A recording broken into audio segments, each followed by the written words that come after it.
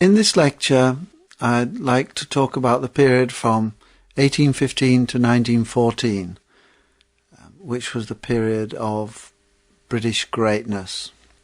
During this century, Britain was without doubt the most powerful country in the world. The City of London was the financial centre of the world. British factories produced goods for sale in every continent, and the British Navy dominated the oceans of the world.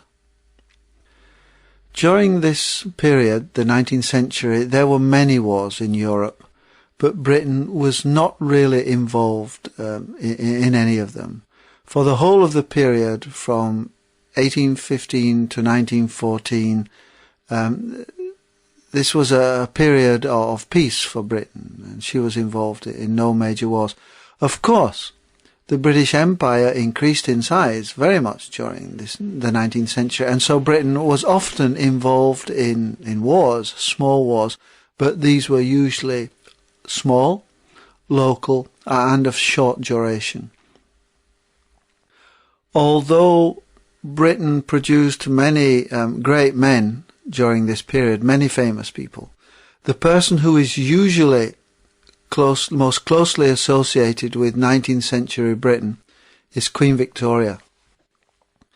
She became Queen in 1837 at the age of 18 and died in 1901. She was Queen for 64 years. She was a small lady with a very strong will, and she married a German prince, Albert, who she loved very much, and they had many children. Albert died in 1861 when Victoria was only 42 years old, and she was heartbroken. Her children, of course, were married to other European royal families, and so that when she eventually died in 1901, Victoria was grandmother to most of the kings and queens of Europe. The Victorian age was one of great change, political, social and economic. These changes in Britain were usually peaceful, unlike the changes in most European countries. At the beginning of the 19th century, in 1815, say, Britain was still largely an aristocratic agricultural country. By 1914, Britain was a modern state. Parliament was reformed 3 times during this period, first in 1832 and then twice again. Of course, women didn't get the vote until much later, until 1918 in fact. But during the 19th century, the ordinary working man became more and more involved in the political system. And by 1884, almost all working men had the right to vote. The terrible conditions in mines and factories were slowly improved by laws passed by Parliament. Of course, in 1914, conditions were still bad by modern standards, but they were still much better than they had been at the start of the 19th century. Many changes were made in public health and education. Many terrible diseases were eradicated, and elementary education was made compulsory for everyone. People were living longer and enjoying a better quality of life than ever before. During this period, many of the things we regard as part of modern life were invented or developed. Trains, cars, iron ships, and even airplanes. The telegraph connected distant parts of the world together. The telephone, photography, police forces, underground sewage systems, gramophones, and so much more were either invented or developed in this period.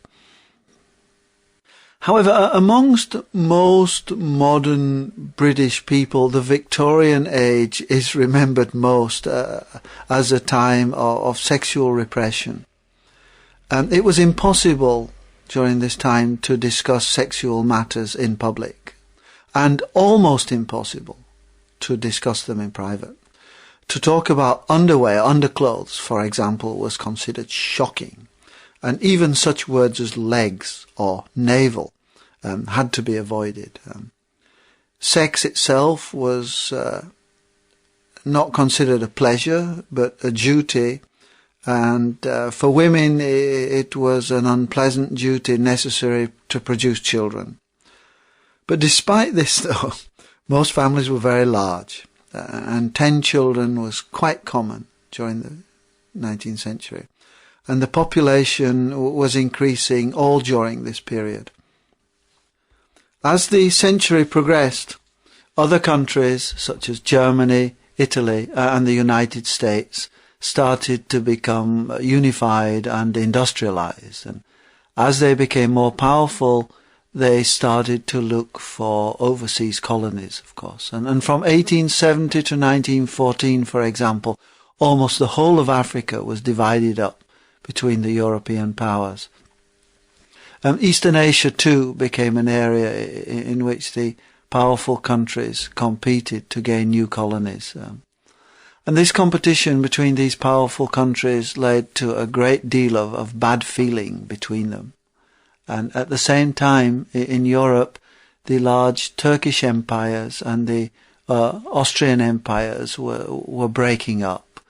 And this resulted in a very unstable political situation in Europe. Germany was very worried about Russia and France, and so Germany made an alliance with Italy and Austria. And this, of course, led Russia and France to make an alliance together between themselves to defend themselves against Germany. And then at the same time, Britain was also worried about Germany and was becoming much closer to France. And this was an inherently dangerous situation. It meant that if two countries in Europe started a war together, all the other countries would have to become involved too, because of the alliances and agreements between the various countries to help each other. And if there was a war, of course, it would be the first modern war. And I think at that time no one realized just how terrible it would be.